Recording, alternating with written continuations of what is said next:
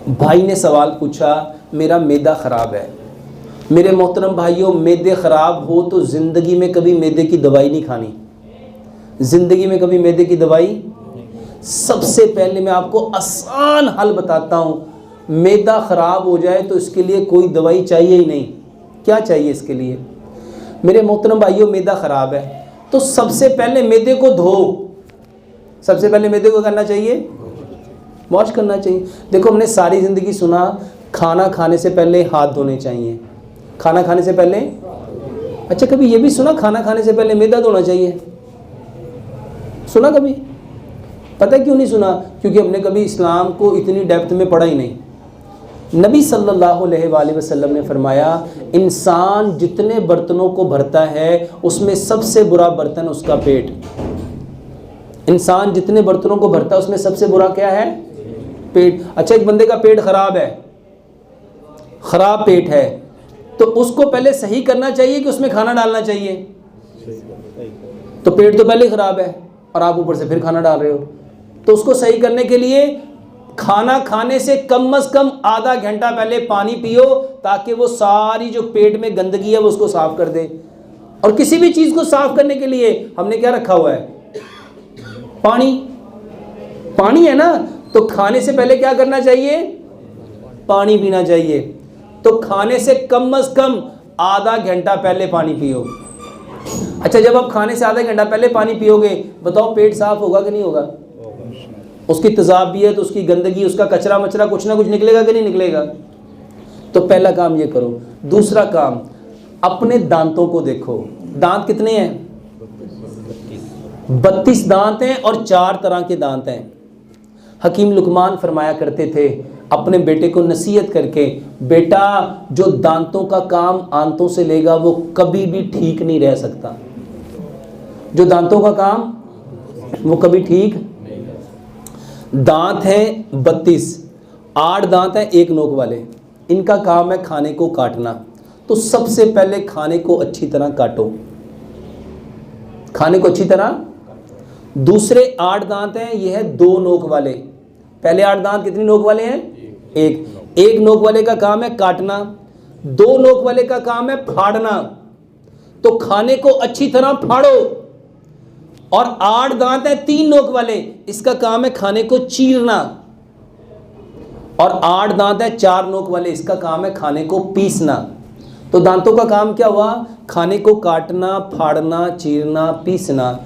मेरे मोहतरम भाइयों, ये कब होना था? जब खाना बार बार दांतों के नीचे आता। एक लुकमे को 32 बार चबाओ। एक लुकमे को, भाई साहब, जो बंदा एक लुकमे को 32 बार चबाएगा, बताओ उसका खाना क्या बन जाएगा? अच्छा, हमारी बदकिस्मती है, हर बंदा पता ही कहता है, वो डॉक्टर साहब हम तो खाना इतनी तेज़ी से खाते हैं। अच्छा, ज़रा कुरान से जानो, तेज़ी का काम किसका है? तेज़ी का काम किसका है? तेज़ी का काम किसका है? और खाने के वक्त हम सब कौन होते हैं? और फिर कहते पेट खराब हो गया। एक लुकमे को जो 32 बार चबाएगा, अच्छा 32 बार चबाने की नौबत नहीं आती। हमने कई बार एक्सपेरिमेंट कराया है। हम लोगों को कहते हैं भाई साहब जिसका पेट खराब है, कहते हैं मुझे ज़िंदगी में कभी खाना हज़म नहीं हुआ। हम कहते हैं खाना भी लाओ, आप भी आ जाओ। और मेरे पास अल्हम्दुलिल्लाह सुम्मा अल्हम्दुलिल्लाह, मेरे पास लोग आके बैठ के बकायदा खाना खा के वो बताते हैं। मैं उनको प्रैक्टिकली बताता हूँ, ये नवाला है, इसको चबाओ और देखो 32 दफ़ा चबा के क्या बनता है। 32 बार जो खाना चबाएगा, बताओ उसका खाना क्या बन जाएगा? उसका पेट कभी ख़राब हो सकता है? पहला काम तो ये करो। और खाना खाने के 1.5 से 2 घंटे बाद पानी पियो, ये पहला काम। दूसरा काम, खाने के औकात क्या हैं? खाने का सबसे बेहतरीन वक्त जो अल्लाह ने बताया है कौन सा है? वो है सुबह का। कौन सा है?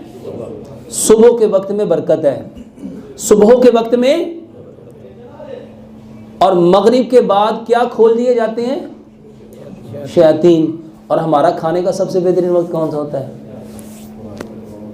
हम सबसे अच्छा खाना कब खाते हैं? कब खाते हैं? अब आप ना यूरोप के अकॉर्डिंग आ जाओ। जर्मन की कहावत है, ब्रेकफास्ट सेम लाइक किंग।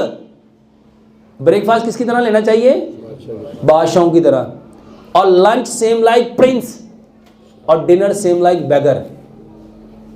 अच्छा, पंजाब का कल्चर क्या था? लोग सिरी पाई कब खाते थे? बौंग कब खाते थे? निहारी कब खाते थे? मगज कब खाते थे? खाद कब खाते थे?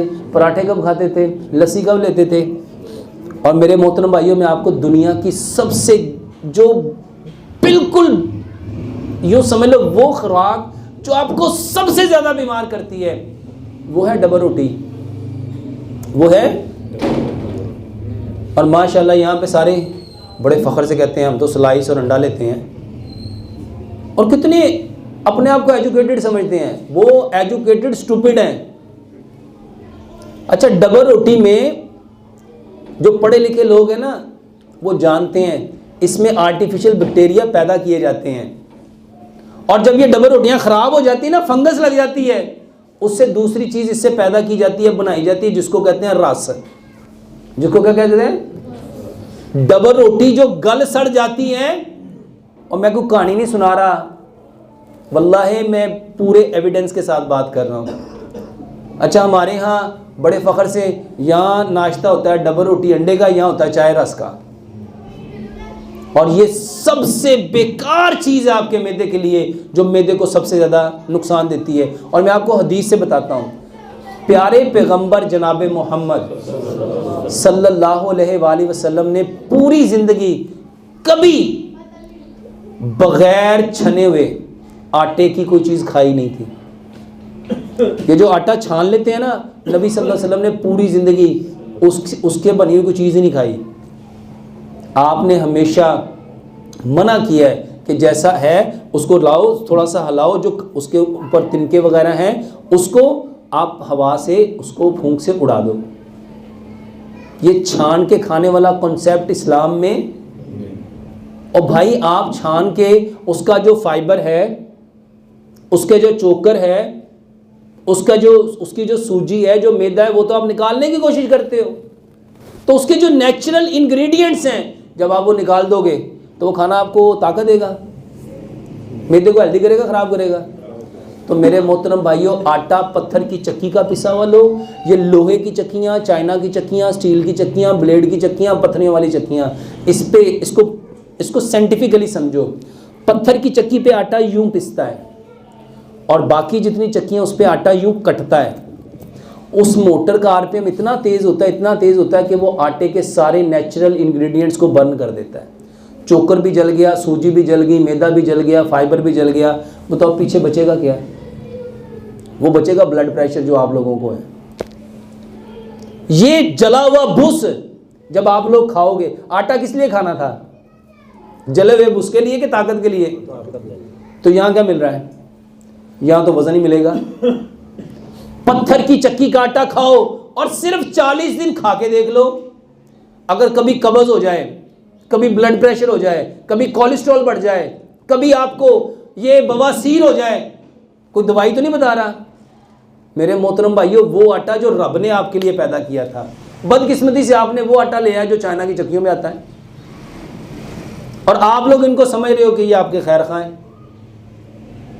तो आटा पत्थर की चक्की का खाओ।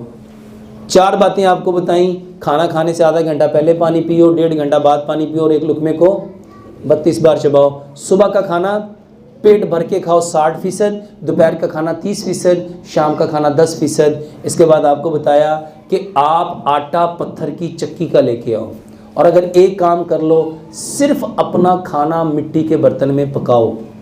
खाना किस में पकाना है?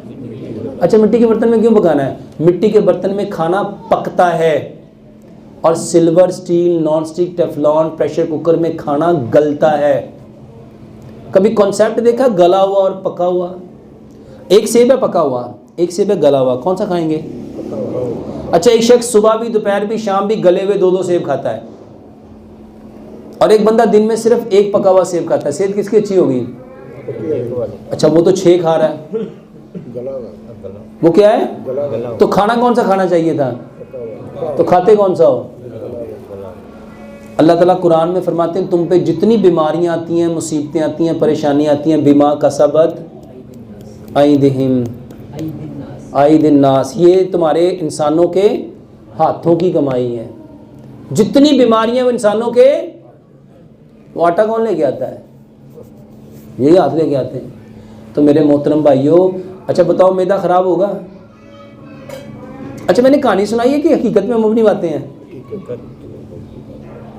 और एक दवाई जो मैं हर बंदे को कहता हूँ खाओ, और अल्हम्दुलिल्लाह कई लाख ने, कई करोड़ों ने शुरू कर दी, और ये वो दवाई है जिसके बारे में अल्लाह ताला ने जिब्रील अमीन को बताया, और जिब्रील अमीन ने प्यारे पैगंबर जनाब मोहम्मद सल्लल्लाहु अलैहि वसल्लम को बताया। वो है काला दाना। कलवंजी वो काला दाना है जिसमें मौत के सिवा हर बीमारी की शिफा है। और हमारी बदकिस्मती ये है, हमारे यहाँ पे लोगों के दिमाग इतने उलझे हुए हैं, कहते हो ये तो बड़ी गर्म होंगी हुई ना, खाई आग हैगी वो आग। अच्छा प्यारे पैगंबर जनाब मोहम्मद सल्लल्लाहु अलैहि वसल्लम क्या फरमा रहे हैं? इसमें क्या है? मौत के सिवा। और यहाँ माशाल्लाह अक्लमंद इंसान क्या फरमा रहा है? अच्छा किसकी बात सच्ची है? अच्छा हम किसकी बात को मानते हैं? हम मानते हो ना ना, मैं तुम मना किया सी ना, वेख्या ही आग हैगी सी, तेने बड़ा घर करना। अच्छा क्या नबी सल्लल्लाहु अलैहि वसल्लम सिर्फ मक्के और मदीने के लिए आए थे? क्या यूनिवर्सल है? हम मेरे मोहतरम भाइयों, प्यारे पैगंबर जनाब मोहम्मद सल्लल्लाहु अलैहि वसल्लम रहमतल लिल आलमीन। तो कलवंजी, और दूसरी चीज़ है मेथी दाना। दूसरी क्या चीज़ है? मेथी दाना लेना है, मेथरे नहीं लेने। ये कलवंजी और मेथी दाना, मेरे मोहतरम भाइयों अल्लाह का नाम लेके ये नियत रखो कि बताने वाले कौन है? प्यारे पैगंबर जनाबे मोहम्मद सल्लल्लाहु अलैहि वसल्लम। 100 ग्राम कलवंजी लो, 100 ग्राम मेथी दाना, दोनों को मिक्स कर लो। रात को 5 गिलास पानी लो, 3 चाय के चम्मच कलवंजी मेथी दाना डालो। मेरे मोहतरम भाइयों जिसको शुगर है, जिसको कोलेस्ट्रॉल है, जिसको एसिडिटी है, जिसके इवन कैंसर है, कोई बीमारी है, सारे ही खाओ। कैसे? 100 ग्राम कलवंजी, 100 ग्राम मेथी दाना, 5 गिलास पानी, 3 चम्मच उसमें डाल दो। जिसको शुगर है वो गुड़ ना डाले, बाकी उसमें 3 चम्मच गुड़ मिलाए और 3 चम्मच उसमें लेमन मिलाए। उसको इतना पकाओ, इतना पकाओ, इतना पकाओ, इतना पकाओ, 5 गिलास पानी, 4 गिलास रह जाए।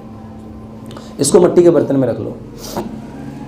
अगर इसमें आपको तेज़ाबियत ज़्यादा है, आपको कब्ज़ ज़्यादा है, आपको बवासीर ज़्यादा है, या फेस्चूला है, जिसके पेट ख़राब हैं, तो वो इसमें क्या करें?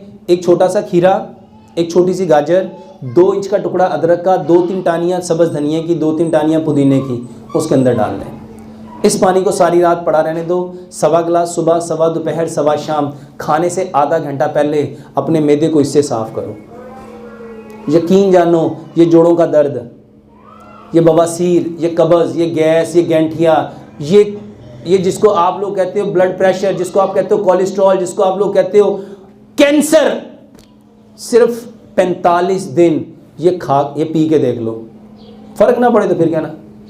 दूसरी चीज़ जिसके बारे में हज़रत आयशा सदीक़ा रज़ी अल्लाह तआला फरमाती हैं, हमारे यहाँ जब कोई बीमार होता था तलबीना चूल्हों पे चढ़ जाता था, तलबीना, और उस वक्त तक चूल्हे पे रहता था, या वो शख्स सेहतमंद हो जाता था या वो अल्लाह से मुलाकात कर लेता था। तलबीना किसे कहते हैं?